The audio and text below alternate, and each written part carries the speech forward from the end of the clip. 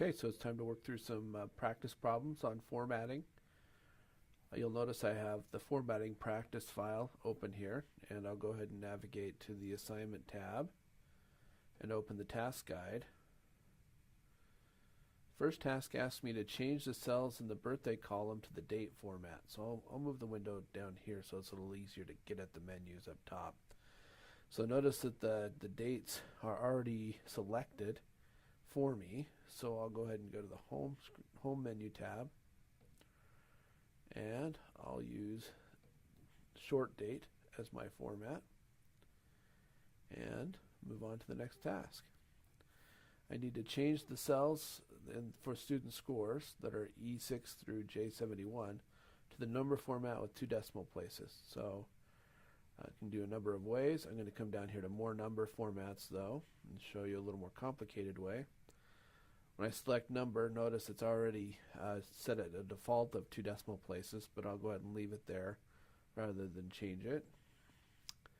And now that's formatted with numbers and 2 decimal places. Merge and center B4 to D4 over the 2 columns there, 3 columns there. So you'll notice that these areas are already selected for me, but I've gone ahead and reselected that just to show you how that's done. And to do that, I can either click and drag, or I can highlight the first cell in a continuous range, hold down the shift key, and then arrow over to the end of that range. Regardless of how I highlight it, once it's highlighted, I can click merge and center, and that accomplishes the formatting I'm after. I now need to merge and center E4 through I4. Okay, it's highlighted, so I'll go ahead and click merge and center. And that's set. Merge and center J4 to K4. Okay, again, it's already highlighted for me, so I'll just merge and center those cells. Make all of the column labels bold and centered, so they're highlighted for me. I'll choose the center icon under the alignment group here to center those cells, and I'll select the bold icon here to make those headers bold. I need to make the merge cells bold and italicized, so again I'll use the menu items here to do that, bold and italicized. I'm going to do the same thing for the word exam here, but instead of using the menu items, I'm going to use some hotkey shortcuts on the keyboard. To make an area bold, you hold down Control and B at the same time, and to make them italicized, you hold down Control and I. I'm going to use the same method, Control B and Control I, to bold and italicize the word's final grades. Place a thick bottom border under the column labels. Okay. There should be a predefined menu item for me here. So thick bottom border is that option right there. So now if I click off the range, you can see a thick line underneath the headers. Place a dotted line border under all of the rows in the table. For this, I can't use just a predefined border. But if I come down here to more borders and select the dotted line, the reason why I couldn't use a predefined border, I should go back to that, is that when I use the drop down arrow here, notice that first of all there's no dotted line option, so that precludes me from using the drop down menu right there.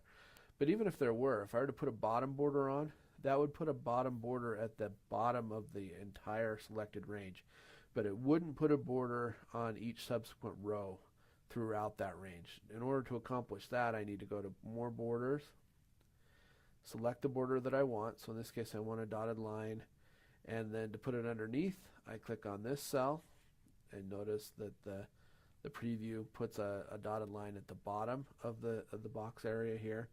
To put a dotted line in the middle, I then need to select this middle icon, and that'll put a dotted line on each row of that selected range. When I click off to the side, it'll be a little easier to see, but you can see there is now a dotted line on every row of the table. Change the fill color for the first row to a light blue, And I have a custom color here, 197, 217, and 241. So fill color is this icon here, but I'll go ahead and click on it, and I need to go down to more colors in order to customize my color. So red, I'm just going to type in 197, green 217, blue 241. And now I've created the color effect that I was looking for. Now I'm going to use the Format Painter on row 7 to change the fill color for row 9. Okay, so I'm going to highlight row 7 here, select Format Painter, and then I can either highlight the entire area of row 9, or if I just click on cell B9 here, it's smart enough to know that I want that whole range formatted. So I'll go ahead and just click there, and now notice I've got that formatting from row 7 on row 9 using the Format Painter. The next step is to use the Format Painter on B8 on rows 8 and 9 to format and fill the rest of the table with an alternating light blue and no fill color. Okay, so to do that, I'm going to go ahead and copy the format in rows 8 and 9 using the Format Painter, and now I do want to go ahead and highlight the whole table range in order to get the desired effect. But when I click off to the side, you can see that I do now have alternating blue and no fill pattern. By highlighting that whole range, it's going to essentially apply the copied format to the entire range that I've selected. Change the left and right margins to 0.25, so margins then are under page layout. Now there are times you'll notice where you don't have access to the margin area. So one way to work around that is to set a print area. We'll change that here in just a minute. But now that I've got a print area set, I can change the margins, and I want 0.25 inches on each side. So in order to do that, I go into the margins part of the page setup window, and I change both of these to 0.25. Click OK.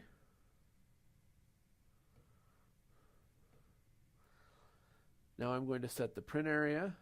The good news is it's already highlighted for me, and you've seen how to do that already. So now that I have a highlighted area, I just select Set Print Area, and the print area is now completely set.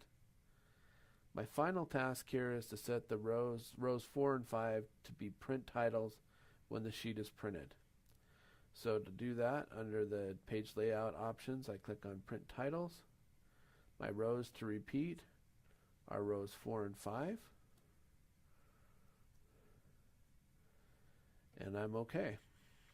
Now when I print this, and I'll go over to the print menu here just to show you a preview, notice that I have my print area set. I'm not printing the information at the top of the sheet, and when I go now to task 2, or to sheet 2, you can see that rows 4 and 5 persist as headers for my printing. So that's it with the practice problems. At this point I'm ready to click submit, and I'm good to go.